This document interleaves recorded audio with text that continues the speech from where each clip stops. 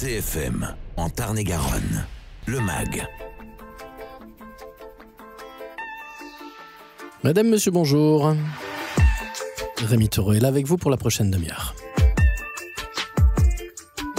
Petites histoires de la grande musique. Voilà, c'est un ouvrage à mettre dans les mains de tous les professeurs de musique et de tous les élèves qui apprennent la musique. Parce que c'est un outil à la fois pédagogique, amusant et très instructif pour apprendre la musique classique, mais justement par ces petites histoires. Ce sont plein de petites anecdotes que nous raconte donc André Perraigne, chef d'orchestre, musicologue, conférencier, qui a été directeur du Conservatoire de Nice de 80 à 2015, président d'honneur de la Fédération française de l'enseignement artistique, qui collabore avec de nombreux médias, dont Nice Matin, France Musique, etc., etc. André Perraigne, bonjour. Bonjour. On va avoir le privilège de vous avoir à Montauban le 15 novembre à 18h30 au Conservatoire pour une conférence intitulée Beethoven, la joie dans la musique classique. On va en parler dans un instant. Mais d'abord, un mot sur Petites histoires de la grande musique aux éditions Desclés de Brouwer. Eh bien, écoutez, si j'ai écrit ce livre, c'est pour essayer de dédramatiser la musique classique, si j'ose dire. Parce que la musique classique fait peur. La musique classique fait peur au grand public. Les gens se disent, la musique classique, c'est pas pour moi. C'est impressionnant.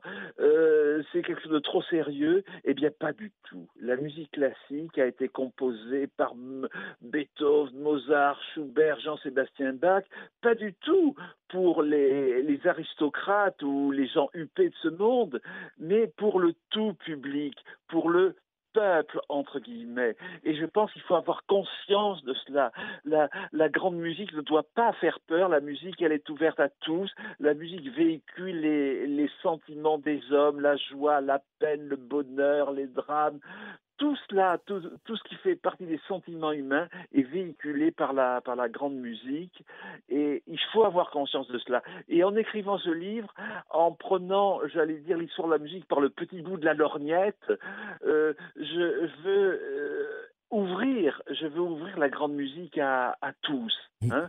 Alors, ce n'est pas un ouvrage musicologique, c'est pas un ouvrage sérieux, entre guillemets, c'est un ouvrage qui raconte des histoires sur les grands compositeurs et sur les grands chefs-d'œuvre que tout le monde connaît, en fait. Oui, alors par ordre chronologique quand même, ce qui fait que vous nous racontez aussi l'histoire de cette musique et les liens qu'il y a entre les différents compositeurs, et en plus vous y rajoutez une playlist. Moi j'ai adoré lire ce bouquin avec mon téléphone à côté et Spotify, et à chaque fois que je finissais un récit, j'écoutais par exemple la 9e symphonie de Beethoven, ou alors l'Ave Maria de Gounod, etc., etc. Ça accompagne la lecture, cette playlist. Eh bien, écoutez, si vous avez eu cette réaction, c'est que j'ai réussi. Parce que qu'est-ce que je veux faire dans ce livre ? C'est pas uniquement me faire plaisir en racontant des histoires, en les romançant un petit peu, mais c'est amener le public à la grande musique. Alors, la réaction que vous avez eue est la réaction idéale. Vous avez eu ce livre entre les mains et vous êtes allé après écouter de la musique. C'est cela que je veux faire. J'ai passé toute ma vie à essayer de répandre la grande musique dans la société. Et ben voilà. Si j'ai réussi grâce à ce livre, je suis content. Vous pouvez l'être, André Perraigne. On marque une pause dans notre conversation et je vous reprends dans un instant. Il fait toujours beau au-dessus des nuages, mais moi si j'étais un oiseau, j'irais danser sous l'orage, je traverserais les nuages comme le fait la lumière, j'écouterais sous la pluie la symphonie des éclairs. Dès sa plus tendre enfance, elle ne savait pas parler autrement qu'en criant tout bas. Pas faute d'essayer de les retenir, ses cris et ses larmes qui les faisaient tant. Il fait toujours beau au-dessus des nuages, mais moi si j'étais un oiseau, j'irais danser sous l'orage, je traverserais les nuages comme le fait la lumière, j'écouterais sous la pluie la symphonie des éclairs. En grandissant, rien ne s'est calmé. Petite tempête s'est trouvée des raisons de pleuvoir autant. Qui pourrait l'aimer franchement? Personne n'aimerait se retrouver au cœur d'une tempête avouée. Il y a des raisons de pleurer, elle a ses raisons, mais il fait toujours beau au-dessus des nuages. Et moi si j'étais un oiseau, j'irais danser sous l'orage, je traverserais les nuages comme le fait la lumière, j'écouterai sous la pluie la symphonie des éclairs.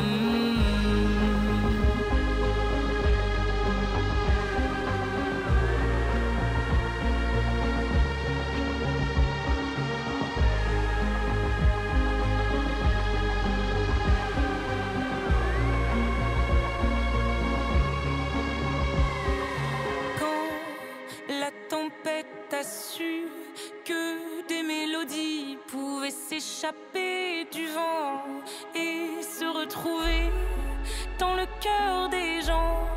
Celle-ci s'est dit, nulle raison d'envier le soleil. Je ferai danser les gens, rythme de mes pleurs. La tourmente de mes chants viendra réchauffer les cœurs, réchauffer mon cœur. Il fait toujours beau au-dessus des nuages, mais moi je suis de ces oiseaux qui nous font danser sous l'orage. Je traverserai tous les nuages pour trouver la lumière en chantant sous la pluie la symphonie des éclairs. La symphonie des éclairs, Zao de Sagazan sur CFM dans le MAG de Montauban aujourd'hui. Je vous propose une conversation avec André Péreigne. Il est avec nous par téléphone. C'est l'auteur de Petites histoires de la grande musique aux éditions Desclés de Brouwer. Et il sera donc pour une grande conférence intitulée Beethoven, la joie dans la musique classique le 15 novembre prochain à Montauban, au Conservatoire. Alors, André Péreigne, moi, en tant qu'homme de radio, je me suis dit, en fait, ce livre, c'est une émission de radio, presque. C'est une série d'émissions de radio. Parce que on vous imagine très bien derrière un micro, racontant ces petites histoires. Alors, je sais pas si c'est en projet, si ça a déjà été fait, mais ça mériterait d'être fait, en tout cas, hein. Bah, écoutez, figurez-vous que beaucoup de gens m'ont dit cela. Alors, moi, j'attends les propositions. Voilà, je suis chez moi, face au soleil, parce qu'aujourd'hui, il y a du soleil. Je suis dans mon bureau. J'attends que le téléphone sonne et que des gens me proposent. Écoutez, oui, faites des podcasts sur ces histoires de la grande musique. Je suis tout à fait d'accord. Je suis partant. Alors, André Péreigne, Petites histoires de la grande musique, c'est des anecdotes. Il y a du meurtre, il y a du sang, il y a de l'amour, il y a de la absolument, haine. absolument. Il y a des compositeurs assassins, il y a des compositeurs qui ont été poursuivis par la police, il y a des compositeurs qui ont été mis en prison. Et pas des moindres, Jean-Sébastien Bach par exemple, et puis il y a des compositeurs qui ont lutté contre le destin, je pense à Beethoven en particulier. On sait très bien que Beethoven a été sourd, mais on en parle comme ça de manière anecdotique, mais vous pensez ce qu'a été la souffrance de cet homme qui composait de la musique et qui n'arrivait pas à entendre la musique qu'il avait composée, mais ça a été une souffrance absolue. D'ailleurs, Beethoven à un moment a pensé au suicide. Et voilà, Beethoven est quelqu'un qui a lutté contre son destin. D'ailleurs, il l'a exprimé dans une symphonie célèbre, hein. Pom, pom, pom, pom. On appelle cette symphonie la 5e symphonie, la symphonie du destin. Et Beethoven raconte justement qu'il a lutté contre sa destinée, ce destin qui lui imposait d'être sourd. Il a transgressé. Et malgré tout, il a composé de la musique. Et malgré tout, il a composé, par exemple, sa 9e symphonie de Beethoven pour chœur et orchestre, qui se termine par l'Ode à la joie, qui est devenue l'hymne de l'Europe. Et Beethoven a réalisé cet exploit extraordinaire de diriger l'orchestre et les chœurs lors de la création de cette œuvre, tout en étant sourd. Il n'entendait pas la musique qu'il dirigeait, mais il suivait le déroulement grâce à ses yeux en voyant les musiciens jouer. Ça, c'est une lutte extraordinaire contre son destin. Alors oui, et puis alors c'est drôlement bien raconté parce qu'en plus vous citez des extraits de courriers, de lettres d'amour parfois envoyées par les uns aux autres, les unes aux autres. Bien sûr, l'amour fait partie de la vie, hein, ça c'est sûr. Et ces compositeurs ont été des gens, c'était des génies bien entendu lorsqu'ils étaient devant leur papier à musique, mais lorsqu'ils étaient en dehors de leur bureau, en dehors de leur clavier, c'était des gens qui vivaient comme vous et moi et qui avaient leurs drames, leurs bonheurs, leurs amours, bien sûr. Voilà, je raconte ça. André Péreigne, petites histoires de la grande musique. Encore une pause dans notre conversation, je vous reprends dans un instant.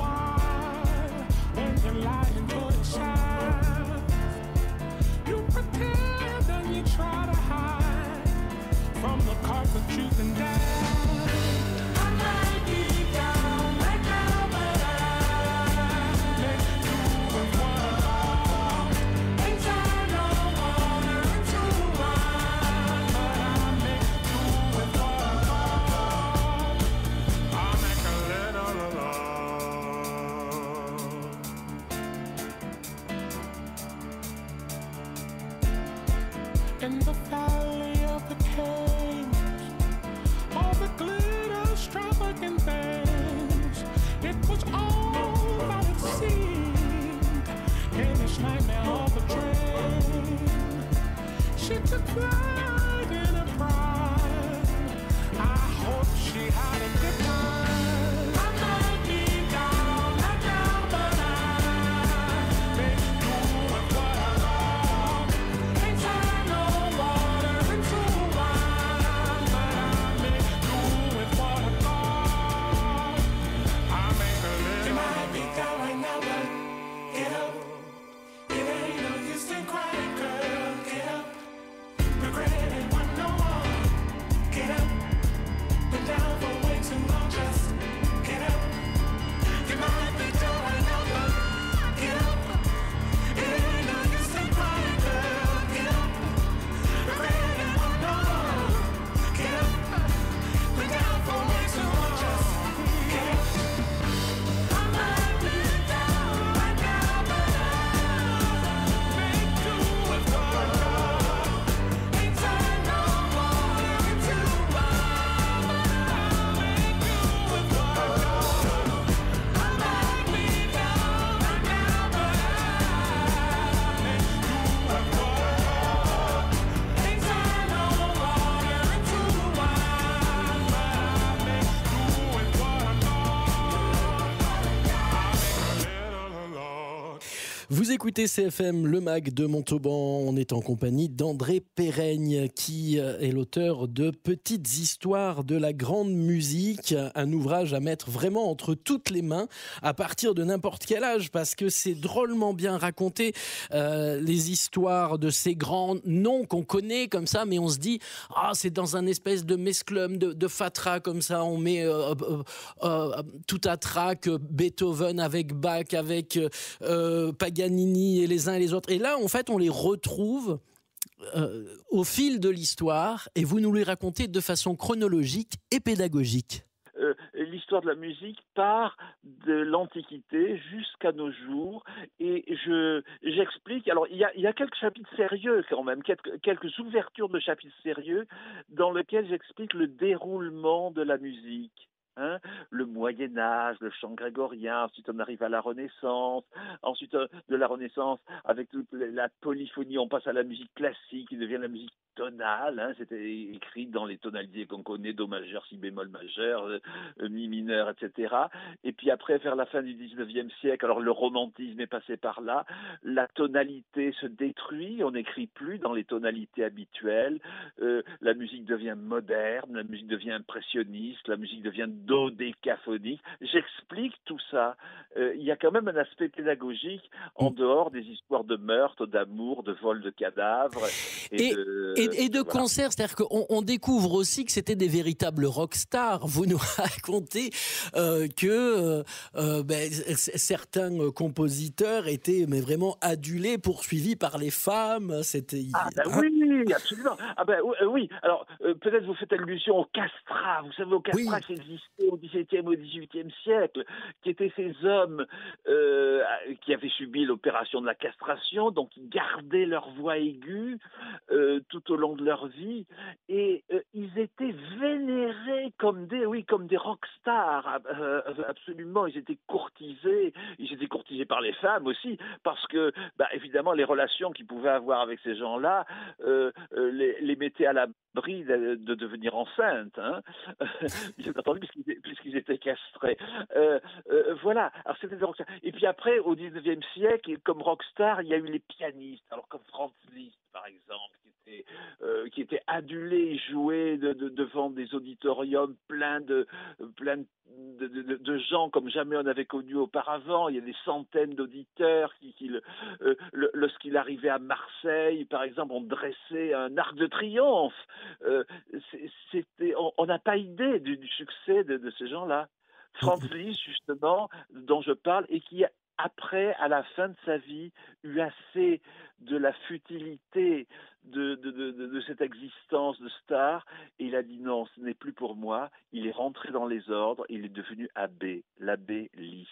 Oui. Et il était encore poursuivi par une femme, je crois, après. Il est encore poursuivi. Oui, je raconte, absolument. Il était encore poursuivi par une femme qui avait tenté de se suicider devant lui. D'ailleurs, c'était un espèce de faux suicide, mais il n'avait pas cédé à ce chantage. Il était resté quand même dans son idée religieuse vers la fin de la vie. Voilà, tout ça pour dire que vous avez bien lu le livre, hein. Vous n'êtes pas comme ces journalistes comme ça qui interviewent en faisant semblant d'avoir lu. Là, non, je l'ai bel et bien lu, et franchement, en plus, c'est un bouquin qu'on peut relire plein de fois, parce que c'est plein de petites histoires qu'on peut prendre aussi un peu dans tous les sens. Moi aussi, je le relis et j'apprends ces choses en le relisant, c'est extraordinaire. André Perraigne, vous serez le 15 novembre à 18h30 au Conservatoire de Montauban pour une conférence Beethoven, la joie dans la musique classique. Est-ce que vous pouvez nous présenter cette conférence ? Alors voilà, Beethoven, bien sûr, parce que c'est l'Ode à la joie, et je crois que j'y ai fait allusion il y a quelques instants, l'Ode à la joie qui termine cette 9e symphonie de Beethoven, et cette Ode à la joie qui est devenue l'hymne de l'Europe, bien sûr.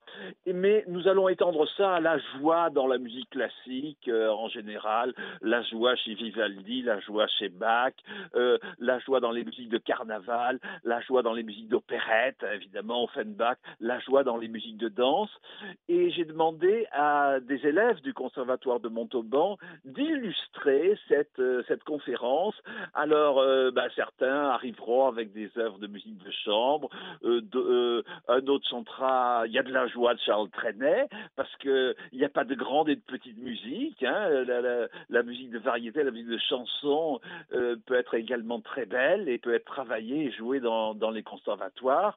D'autres feront de la musique tzigane aussi, la joie dans la musique tzigane, la joie chez ces peuples de nomades qui amenaient avec eux à travers l'Europe la musique. Voilà, la joie dans le ragtime, la joie dans le jazz.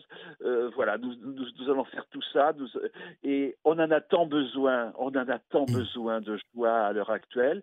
Et je dois signaler que ce thème, ce n'est pas moi qui l'ai choisi, c'est la ville de Montauban qui l'a choisi, parce que je crois que dans toutes ces animations culturelles qu'elle fait, cette année, le thème de la joie est le thème qui a été choisi. C'est un beau thème. Hein. Lorsqu'on m'a dit qu'on célébrait la joie à Montauban, je suis arrivé et j'ai dit tout de suite oui.